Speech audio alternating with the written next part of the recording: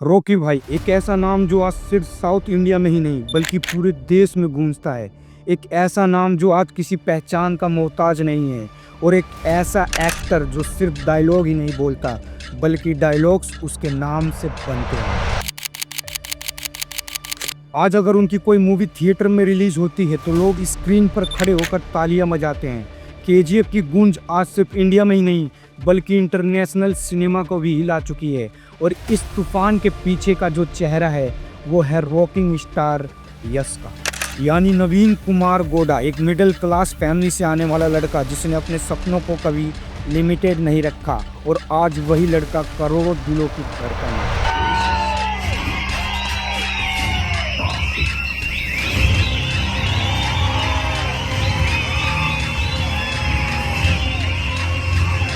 लेकिन क्या ये हमेशा से ही ऐसा था? क्या यश हमेशा से ही सुपरस्टार थे? The answer is no. असल में कुछ साल पहले तक कोई उन्हें जानता तक नहीं था, बट फिर ऐसा क्या हुआ जिसने उन्हें सिर्फ एक एक्टर ही नहीं बल्कि इंडियन सिनेमा का रियल स्टार बना दिया।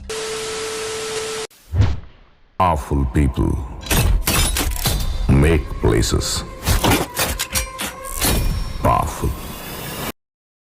ईयर 1986 कर्नाटका का एक छोटा सा शहर, यहाँ जन्म होता है नवीन कुमार गोड़ा का, जिसे दुनिया आगे चलकर रॉकिंग स्टार यश के नाम से जानती है। उनके पिता बेंगलोर ट्रांसपोर्ट में एक ड्राइवर थे और उनकी माता हाउसवाइफ थी। मिडिल क्लास फैमिली से होने के बावजूद भी उनके सपने बड़े थे और उनके पास उन सपनों को पूरा करने के लिए सिर्फ एक ही चीज थी, हिम्मत।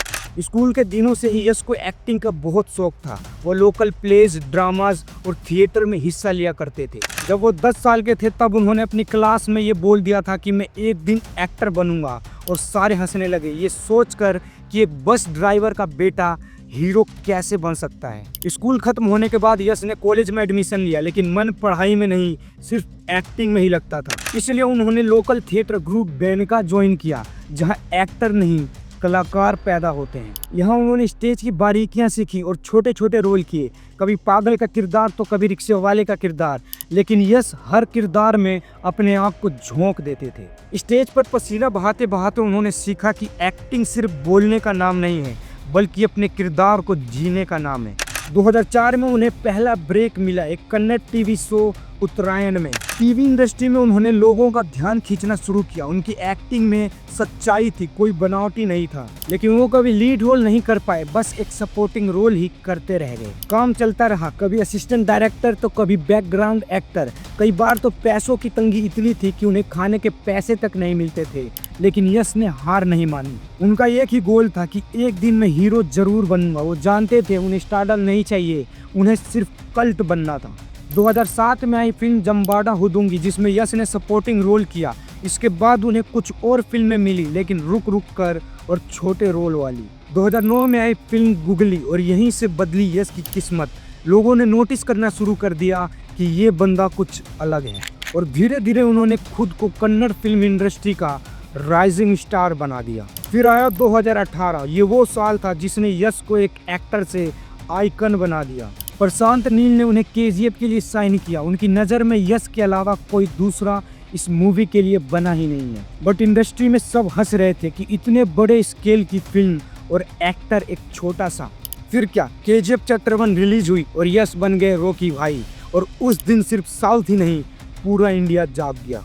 उनका लुक, उनकी स्टाइल, उनकी आवाज़ और उनका एटीट्यूड सब कुछ वायरल हो गया और एक साउथ की फिल्म ने नॉर्थ इंडिया के थिएटर्स को फुल कर दिया। वो अब कन्नड़ सुपरस्टार ही नहीं रहे, वो अब बन गए पैन इंडिया सेंसेशन। ये सिर्फ एक मूवी नहीं थी, ये एक मूवमेंट बन गई जहां एक कन्नड़ एक्टर पूरे देश की स्क्रीन पर राजा बन बैठा। केजीएफ के डायलॉग आज बच्चे बच्चे के जुबान पर है। Violence, violence, violence. I don't like it. I avoid. But violence likes me. I can't avoid. यश के लिए ये सिर्फ एक डायलॉग नहीं था, ये उनकी पूरी फिलॉसफी थी। यश ने कभी क्वांटिटी पर ध्यान नहीं दिया, उन्होंने सिर्फ क्वालिटी पर ध्यान दिया। केजीएफ के 2 साल बाद भी उन्होंने कोई मूवी साइन नहीं की, क्योंकि वो जानते थे कि लोग सिर्फ उन्हें रॉकी भाई के रोल में ही नहीं देखना चाहते, बल्कि कुछ बड़ा, कुछ नया और कोई ऐसा रोल देखना चाहते थे जो फिर से इतिहास रच दे। और यश की यही बात सबसे अलग थी। उन्होंने समझ लिया था कि आज के दौर में एक्टर वो नहीं जो पर्दे पर दिखता है, बल्कि एक्टर वो है जो लोगों के दिलों में रहता है। यश ने हर अपीयरेंस, हर सोशल मीडिया पोस्ट को एक केयरफुल स्ट्रेटेजी बनाया। वो पब्लिक में कम दिखते हैं क्योंकि वो मिस्ट्री बना कर रखते हैं, और यही चीज उन्हें दूसरों से अलग बनाती है। आज यश सिर्फ एक एक्टर ही नहीं, वो एक ब्रांड है। वो सोशल मीडिया पर दिखते हैं पर कम, वो इंटरव्यू देते हैं बट रेयरली, क्योंकि वो जानते हैं कि silence is also a strategy. Public उनके बारे में जितना कम जानती है, उनकी क्रेज उतना ही ज्यादा बनती है। आज की तारीख में हर बड़ा डायरेक्टर, हर बड़ा प्रोड्यूसर और हर बड़ी प्रोडक्शन कंपनी यश को अपने फिल्म में लेना चाहती है, क्योंकि वो जानते हैं कि यश का नाम जुड़ते ही फिल्म की हाइप अपने आप 2 गुनी हो जाएगी। साउथ का डायरेक्टर हो या बॉलीवुड का, हर कोई उनके टाइमलाइन के पीछे भागते हैं, लेकिन यश वो सिर्फ वही करते हैं जो उनका दिल कहता है। रामायण वो पौराणिक कहानी जो हर हिंदुस्तानी के दिल में बसी है, और जब इस ग्रैंड फिल्म के लिए रावण की कास्टिंग की बात आई तो पूरे देश की निगाह एक ही नाम पर जा टिकी, रॉकिंग स्टार यश। अब सवाल यह है कि एक साउथ के एक्टर को रामायण में रावण के लिए कास्ट क्यों किया गया? तो इसका सीधा सा जवाब है क्योंकि आज यश सिर्फ एक्टर ही नहीं, एक मास फिनोमिनन बन चुके हैं। केजीएफ के बाद यश की फैन फॉलोइंग इंडिया में आमिर, सलमान और शाहरुख से कई गुना ज्यादा हो चुकी है। और बॉलीवुड को ये बात समझ आ गई कि उन्हें अपनी बड़ी बजट फिल्म को अगर पैन इंडिया हिट बनाना है तो उन्हें चाहिए वो चेहरा जिसे हर कोई जानता हो। उनका स्वैग, उनका साइलेंस और उनका स्क्रीन प्रेजेंस रावण के हर एंगल से मैच करता है। वो एक ऐसे एक्टर है जिनके लिए ऑडियंस सिर्फ फिल्म देखने ही नहीं, जश्न मनाने आती है। बॉलीवुड जानता था कि आदि पुरुष में जो गलती हुई है उसे दोहराना नहीं है, इसलिए इस बार उन्हें चाहिए था एक ऐसा फेस, एक ऐसा ओरा और एक ऐसा मैग्नेटिज्म जो रावण को सिर्फ खलनायक ही नहीं बल्कि एक विलन बना दे। यश ने रावण का रोल एक्सेप्ट करने के लिए 6 महीने का टाइम लिया, अपने स्क्रिप्ट को डिसेक्ट किया, अपने रोल को समझा, क्योंकि वो जानते थे कि रावण सिर्फ एक रोल नहीं है, एक लेगेसी है।